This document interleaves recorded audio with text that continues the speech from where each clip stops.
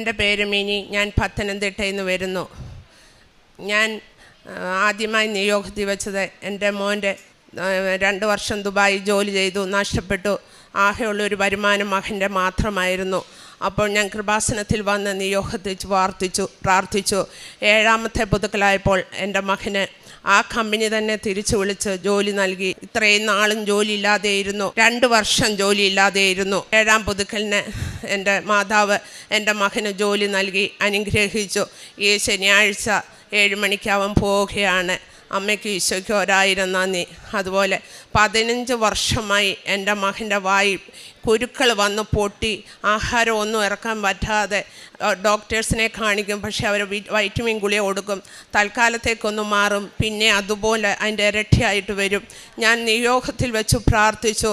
അത് അമ്മ മാതാവ് എനിക്ക് എൻ്റെ മകന് പൂർണ്ണ സൗഖ്യം തന്നി 1000 നന്ദി പറയുന്നു. എൻ്റെ കാലിന് ഞാൻ ആദ്യം ഇവിടെ വന്നപ്പോൾ എൻ്റെ ഉടമ്പടി എടുത്തു പോയി.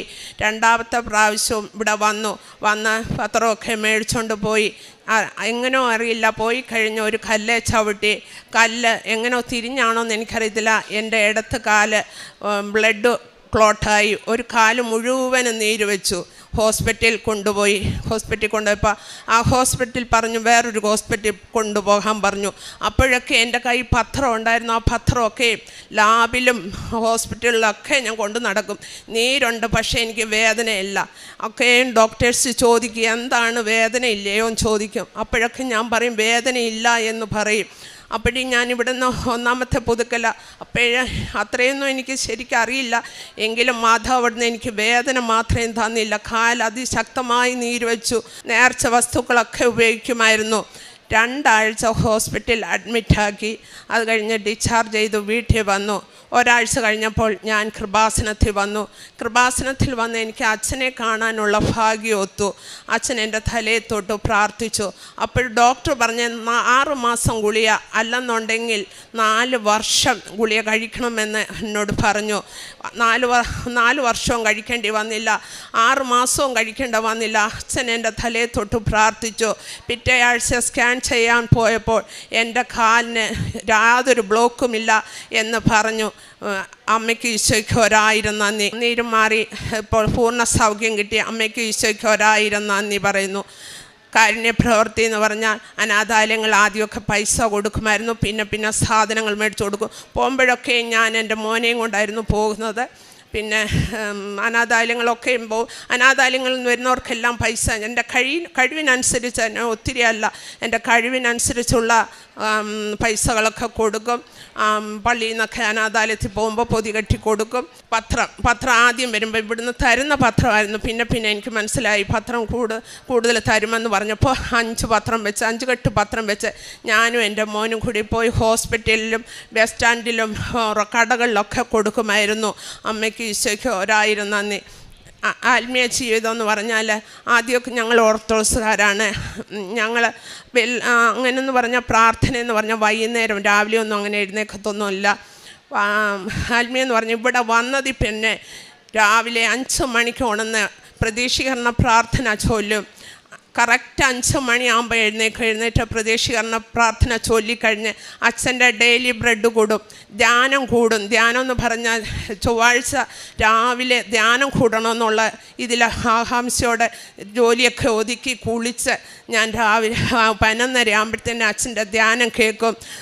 നേർച്ച വസ്തുക്കളൊക്കെ ഉപയോഗിക്കും. പിന്നെ പ്രാർത്ഥനയിലാണെങ്കിലും എല്ലാ സന്ധ്യാനമസ്കാരം പോലെ 6 മണിയാകുമ്പോൾ ഞങ്ങൾ കുടുംബമായിട്ട് ഞങ്ങൾ ചൊല്ലും. അതുപോലെ അതൊക്കെയും കൃപാസനത്തിൽ വന്ന് കിട്ടിയ ഒരു അനുഗ്രഹമാണെന്ന് പറയാം. പിന്നെ കൊന്തമാല എനിക്ക് ചൊല്ലാൻ അറിയത്തില്ലായിരുന്നു. ഇവിടെ വന്ന പുസ്തകം മേടിച്ച് കൊന്തമാല മേടിച്ച് ചൊല്ലാനൊന്നും അറിയത്തില്ല. ഇവിടെ കത്തോലിക്കക്കാരൊക്കെ ഒന്നും കാണുമ്പോൾ ഞാൻ അവരോട് ചോദിക്കും ഇതെങ്ങനെയാണെന്ന് ചോദിച്ചാൽ മനസ്സിലാക്കി. ഞങ്ങൾ കുടുംബമായിട്ട് സന്ധിക്കിരുന്ന് കൊന്തമാല ചൊല്ലും. ഞങ്ങൾ കുടുംബമായിട്ടാണ് ഞങ്ങളിവിടെ ആദ്യമായി കൃപാസനത്തിൽ വന്നത്. അമ്മയ്ക്കും ഈശോയ്ക്കും ഈശോ ഞങ്ങളെ ഒരുപാട് അനുഗ്രഹിച്ചു. അമ്മ ഈശോ ഞങ്ങളുടെ കുടുംബത്തിൽ എപ്പോഴും ഉണ്ട്. ഞങ്ങൾ ഓരോ ആപത്ത് കടന്നു വരുമ്പോഴും അമ്മ ഈശോ ഓടി വരും. ഞങ്ങളുടെ കണ്ണ് നിറയുമ്പോൾ അതൊക്കെ എടുത്ത് എടുത്തു മാറ്റി. മാതാവ് ഈശോ ഞങ്ങളെ അത്രമാത്രം കരുതുന്നുണ്ട്. ഒക്കെ ഞാൻ ഈ കൃപാസനത്തിൽ പുണ്യഭൂമിയിൽ വന്നതിൽ പിന്നെയാണ് എന്നുള്ളതാണ് സത്യം. അല്ല എന്നുണ്ടെങ്കിൽ പുണ്യഭൂമി കാലുകുത്തിയില്ലായിരുന്നെങ്കിൽ ഇന്ന് ഞങ്ങളുടെ അവസ്ഥ എന്താണെന്ന് പോലും എനിക്ക് പറയാൻ പറ്റത്തില്ല. അത്രയ്ക്ക് ഒരവസ്ഥയിലായിരുന്നു. ഞങ്ങൾ കുടുംബമായിട്ട് വരുന്നു പ്രാർത്ഥിക്കും. അമ്മയ്ക്ക് ഈശോയ്ക്ക് ഒരായിരം നന്ദി. പ്രഭാഷകന്റെ പുസ്തകം 2-ാം അധ്യായം 4-ാം തിരുവചനം അരുളി ചെയ്യുന്നു: വരുന്ന ദുരിതങ്ങളെല്ലാം സ്വീകരിക്കുക, ഞെരുക്കുന്ന ദൗർഭാഗ്യങ്ങളിൽ ശാന്തത വെടിയരുത്. എന്തെന്നാൽ സ്വർണം അഗ്നിയിൽ ശുദ്ധി ചെയ്യപ്പെടുന്നു, സഹനത്തിൻ്റെ ചൂളയിൽ കർത്താവിന് സ്വീകാര്യരായ മനുഷ്യരും. മിനി ജോർജ് ഉടമ്പടിയെടുത്ത് ഉടമ്പടി ജീവിതം ഇന്നെങ്ങനെ തങ്ങൾ മുമ്പോട്ട് താൻ നയിക്കുന്നു. ഉടമ്പടി എടുക്കുന്നത് തൻ്റെ മകന് 2 വർഷമായിട്ട് ജോലിയില്ലാതെ നിൽക്കേണ്ടി വരുന്ന സാഹചര്യത്തിലാണെന്നും ഉടമ്പടി എടുത്തതിന് ശേഷം ഇപ്പോൾ താൻ ജോലിയിൽ നിന്ന് പിരിച്ചുവിട്ട അതേ കമ്പനി തന്നെ വീണ്ടും തന്നെ തിരിച്ചെടുക്കുന്നു. നല്ല സാലറിയോട് കൂടി ആ മകൻ ഉടനെ തന്നെ പോകുന്നതിന് തയ്യാറായി നിൽക്കുന്ന മകൻ്റെ കാര്യത്തിലുള്ള ദൈവിക ഇടപെടലുകൾക്ക് നന്ദി പറയുമ്പോൾ മകൻ്റെ അലർജി സൗഖ്യപ്പെട്ടത് 15 വർഷമായിട്ടുണ്ടായിരുന്നതാണ്.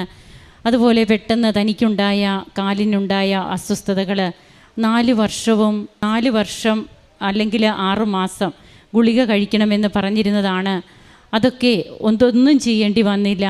ബഹുമാനപ്പെട്ട VP ജോസഫ് അച്ഛനെ വന്ന് കാണുന്നു. അച്ഛൻ പ്രാർത്ഥിച്ച് പിറ്റേ ദിവസം മുതൽ തൻ്റെ കാലിൻ്റെ നീര് കുറഞ്ഞു. പ്രത്യേകിച്ച് ഒന്നും ഇല്ലാത്തതുപോലെ പിന്നീട് സ്കാനിങ്ങിൽ ഒരു ബ്ലഡ് ക്ലോട്ടിങ്ങും ഇല്ല, അല്ലെങ്കിൽ ബ്ലഡ് ക്ലോട്ട് ചെയ്ത് കാല് വല്ലാതെ വീർത്തിരിക്കുന്ന ഒരവസ്ഥയിൽ നിന്നാണ് പറഞ്ഞത്.